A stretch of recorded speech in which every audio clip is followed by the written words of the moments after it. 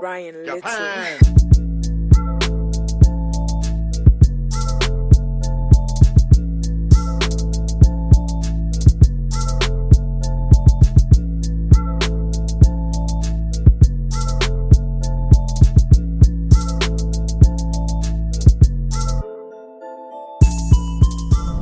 Hey guys, welcome to another video.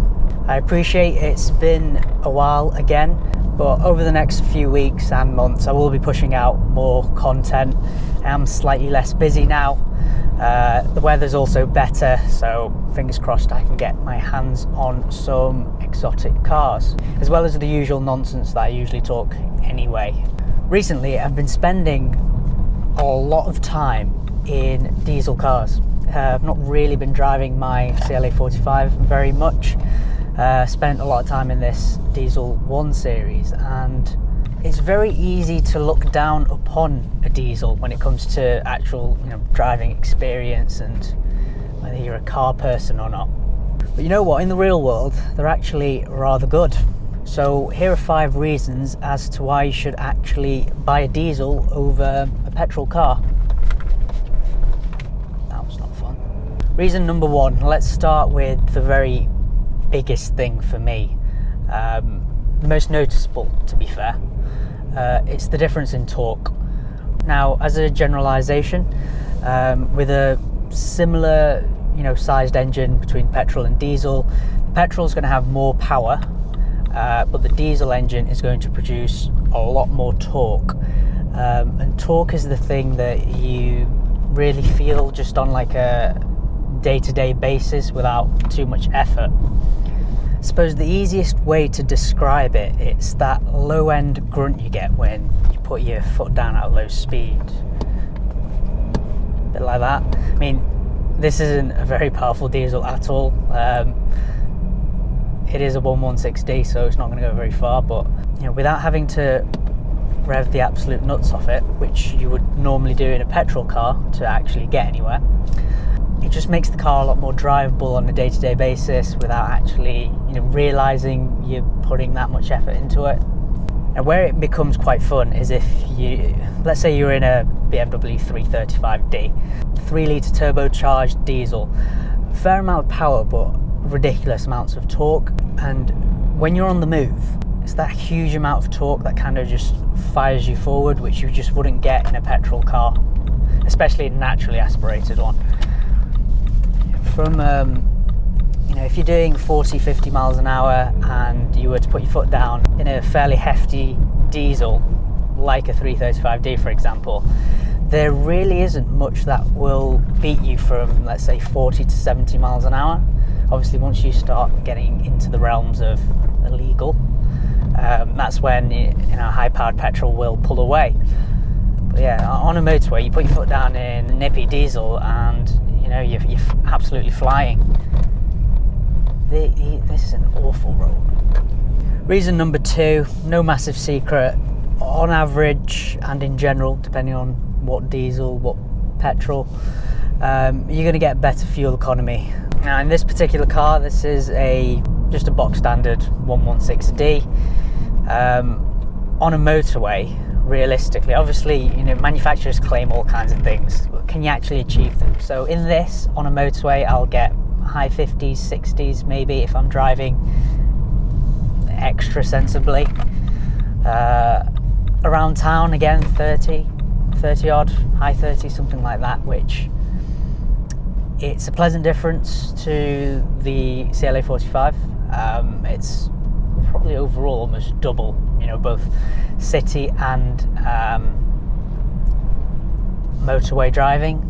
And if you're going to do a lot of miles in a year, whether it's you commute quite far to work, that is going to make the saving you will make through the year on fuel, it's actually quite considerable. And you don't, if you're just used to diesels, just used to petrols all your life kind of thing, you don't really notice. But because I hop between high powered petrol and a very economical diesel, it's very noticeable. In a petrol, you literally just watch the fuel gauge just drop, whereas in this, you rarely even notice it. Leading on from affordability, the used car market. In the UK, diesels are so popular. Like, most cars on the road are diesels. I know in America it's the complete opposite. As a result of that, there are so many diesels of every kind, of every range, available on the used car market, and it's a supply and demand thing. Because there are so many, you can get quite a lot of car for your money, basically. You know, especially if you're looking at something like, I keep using BMWs, it's just, I'm in one, 420D, 520D, 320Ds, the equivalent Mercedes, you've got the C220s, I think that's the equivalent.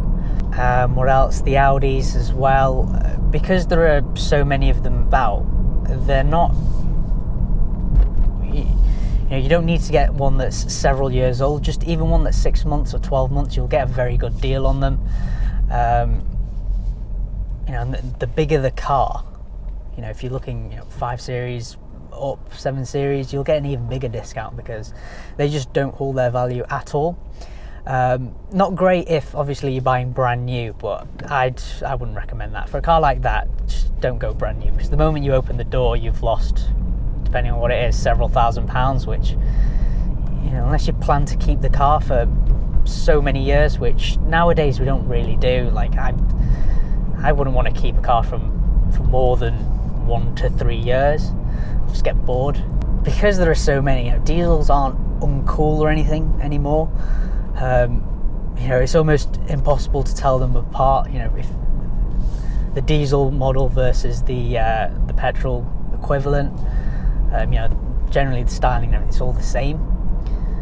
Reason number 4: if you remap a turbocharged diesel, you can get a hell of a lot of extra performance out of it for literally a couple of few £100. Compared to a petrol engine, there's a lot more scope for power gains and especially torque. So, diesel engines are torquey anyway, but with a remap you can eke out even more, and it transforms the car. I am looking to remap this one, or just throw a tuning box on it, I'm not sure yet. But in my previous 1 Series before the CLA 45, I think I remapped that for, back then it was expensive, it's come down in price. I think it was like just under £400 for a proper remap. And that went from 115 horsepower to 170 horsepower, so basically the same performance as a 120D for less than 400 quid.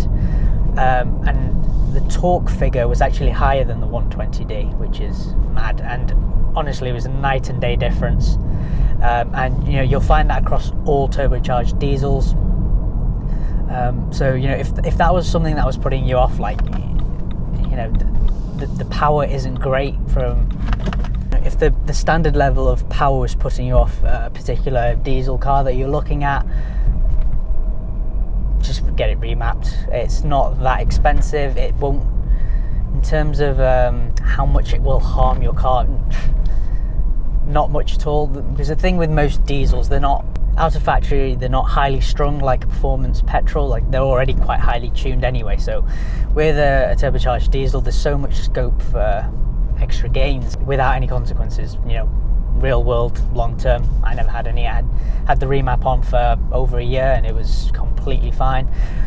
Again, they claim better fuel efficiency. I didn't really find that, to be fair. It depends how you drive, but realistically you're not going to, in the real world, you're not going to actually get that many extra mpg.